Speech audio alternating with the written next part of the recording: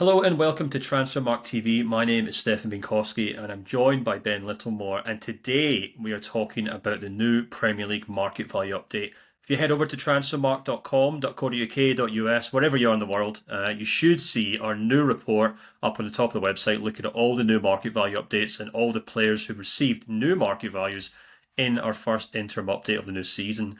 But today we want to talk about one player in particular, and that, of course, is Erling Haaland. The Manchester City striker saw his market value rise to €200 million, which now makes him the most valuable player in the world, and also the only player to ever reach the €200 million mark. Ben, of course, we had Kylian Mbappe hit that point in 2018. His market value has dropped slightly since then. I'm sure pretty sure I could put the house on it. They'll probably hit that €200 million mark at some point. But today's Erling Haaland's day. And, this season seems to be Erling Haaland's as well right now because he's been in remarkable form. And as you wrote in the market value update, more than deserving of this upgrade in his market value.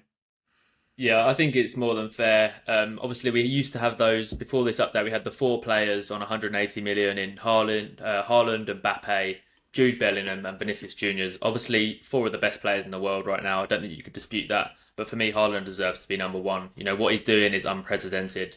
And I don't think there's a player in the world right now who's more valuable to their team than Erling Haaland is to Manchester City. When you take into account he's still only 24 years of age, which seems crazy, and he only turned 24 3 or 4 months ago as well, which is remarkable when you consider what he's doing. The impact he's had at Manchester City has been absolutely frightening. I think I remember when he signed, I kind of thought he's probably the only player I can remember that joined a Premier League club as one of the best players in the world from an outside league. It doesn't usually happen. In years gone by, they would go to Barcelona or Real Madrid, these players, Neymar's, Messi, Cristiano Ronaldo obviously left the Premier League to then go to Real Madrid when he was at the best. But Haaland, we knew was a great player, but he still eclipsed everyone's expectations. Broke the Premier League record in his first season with 36 goals, followed that up with another Golden Boot last term and 10 goals in his first 6 games this season. You would not want to bet against him beating his own record of 36 goals this season. And for me, deservedly becomes the most valuable player in the world, standout alone at €200 million. Yeah, so as we're recording this just before Manchester City's Champions League game, in which he could score quite feasibly half a dozen goals if he's in the mood. But as things stand, he's got 10 goals in his first 8 games of the new season. I know it seems almost reductive, Ben, to kind of talk about how often he scores goals, but that really is what he's kind of done since he's come to the Premier League, isn't it? We'll talk about his career before Manchester City in a moment, but since he's moved to Manchester City, it's just been goals, goals, goals. And as we saw in the previous generation, with obviously Lionel Messi and Cristiano Ronaldo and all the guys around him, your Neymars, Lewandowski's, etc. Lots of things come into making these players the best in the world, but at the end of the day, goals win games, and Haaland just never seems to let Manchester City down in that regard. Yeah, and I think a key thing as well is he's almost always available. I know there was about 3 weeks or so that he missed last season, but similar to what we saw from Lionel Messi and Cristiano Ronaldo throughout their careers, no long-term injuries. They're always there to be relied upon. If you were a club that were attempting to sign Erling Haaland from Man City, you'd have to get your checkbook out, but there's not really anything to put you off paying a lot of money if that did come about, because he's always available. He's always going to score goals. He's got a great attitude. He's a team player as well. You see him celebrate other players' score just as much as he does when he puts it in the back of the net. It'd be quite easy to have a bit of a chip on your shoulder when you're producing the numbers he does, but he's a real team player. And yeah, he just ticks all the boxes to be the latest £200 million player. Yeah, so if once you guys have been on our website and looked at that market value update, make sure you log back in tomorrow, Wednesday that is, because we'll also have a big piece up, again written by Ben, on Haaland's career and how he got to where he is now. And they've gone for the very catchy tagline of 200k to 200 million, going all the way back to his first ever market value, which was in December 18th, 2016. When he was at Bern, and he started off on 200k market value, and as we know, he's more or less added an extra 3 zeros to that as he's gone on. Ben, of course, when we take a look at Haaland's market value page on his profile, It's not quite straight up. There's been a few bumps along the way. There's a bit of a dip when he first moved to Dortmund. There's a bit of a malaise at Dortmund, and he has kind of had to wait three market values in the Premier League since he got this upgrade. But it has been the most remarkable rise, hasn't it? And going back over those numbers, going back over his career, what were the things that really stood out to you? Yeah, it was really interesting sort of digging into the archives and going right back to his time, coming through as a youth player in a second division Norwegian team, when he received that first market value in 2016. He was playing in the second division in Norway, just 200k. And his numbers weren't outstanding at the start, There would have definitely been a few eyes thinking, he's living off the family reputation here. Had a bit of a leg up from Erling Haaland. And, that's how he's got his big break. But, he's shaken them off pretty quickly. Even at Mulder. It's the only reason he's at Man City, really, isn't it? Yeah, definitely. Yeah, he's robbing a living. Even in his first season at Mulder, he got just 2 goals in 14 games. A lot of those games were for the bench, but I don't think you could have watched him then and foreseen what he's gone on to do. It's almost like with Haaland, whenever the level's gone up, he's just gone up, and he's adapted to it and just got better and better. And we saw, even when he left Mulder to sign for Salzburg, his market value was just 5 million. And then when he left Salzburg to sign for Dortmund, his market value, that's when you start to see it rise because what he did in the Champions League. And that's when he really started to make his name in Europe. He got 8 goals in 6 games in the Champions League for RB Salzburg, the Austrian minnows. And that's when people started to take notice of Haaland. And he reached 45 million when Dortmund signed him. And then we all know what he did at Dortmund, just produced goal after goal, 86 goals in 89 games. It's an incredible record. And then he left Dortmund as with a market value of £150 million.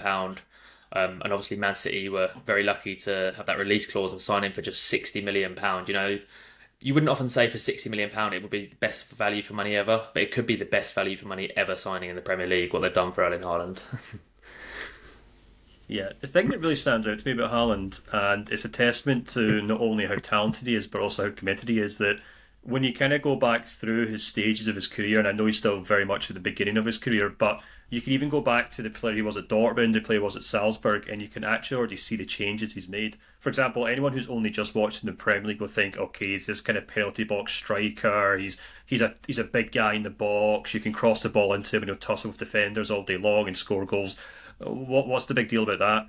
But if you go back to watching him at Dortmund and at Salzburg, he was the pacey winger playing off the last shoulder of the defender. He was the guy who relied on his pace. He relied on counter-attacks to get his goals.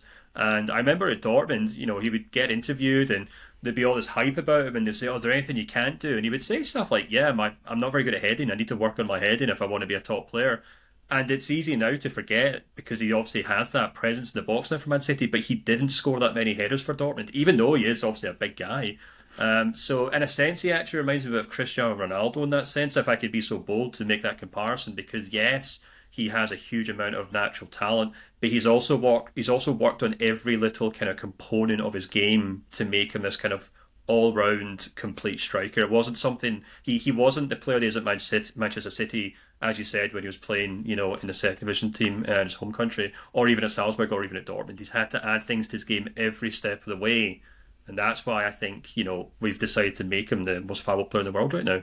Yeah, I think you perfectly summarised that there with Haaland. He's always so quick to recognise his weaknesses and work on his game, and it is very similar to Cristiano Ronaldo. He's become that machine-like player where I don't think he's the most naturally talented player in the Premier League. I'll probably say he's not even in the top 10 in that department. But he's worked so hard to make himself such a machine in those key areas that he's just putting up ridiculous numbers. And it kind of brought me on to a question I wanted to ask you, Stefan, because I think this is a hard one with Haaland because, like I say, in terms of overall player, I don't think many people consider him the best. I think even if you asked someone who's the best player in the Premier League, they might not say Erling Haaland because of what he's doing. They might say, Kevin De Bruyne, maybe Martin Ødegaard, Rodri.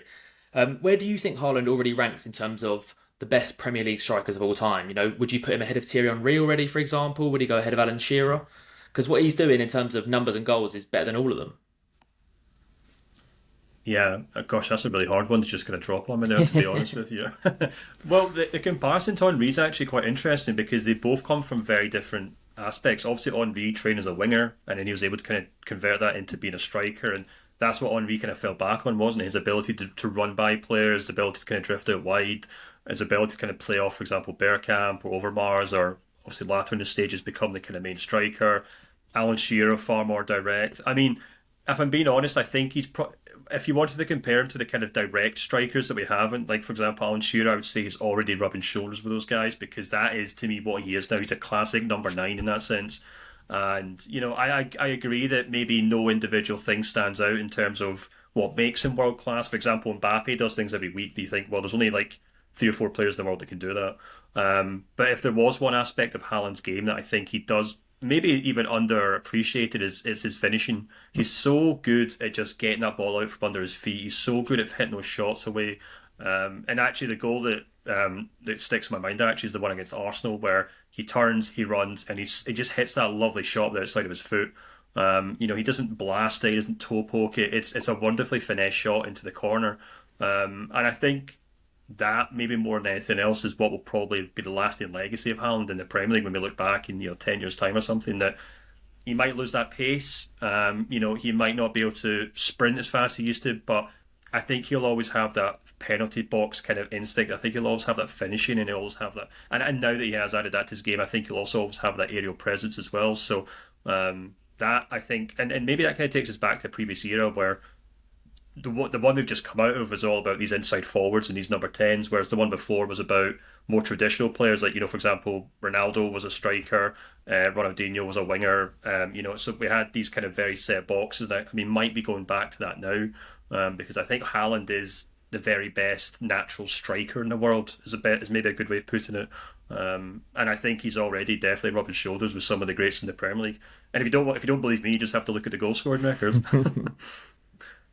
But yeah, I guess we could probably just wrap things up there. As always, like and subscribe if you guys do enjoy these videos. Let us know what you think of this discussion. Erling Haaland is now the most valuable player in the world, but who do you think should be rubbing shoulders with him? Do you think he should be the most valuable player in the Premier League?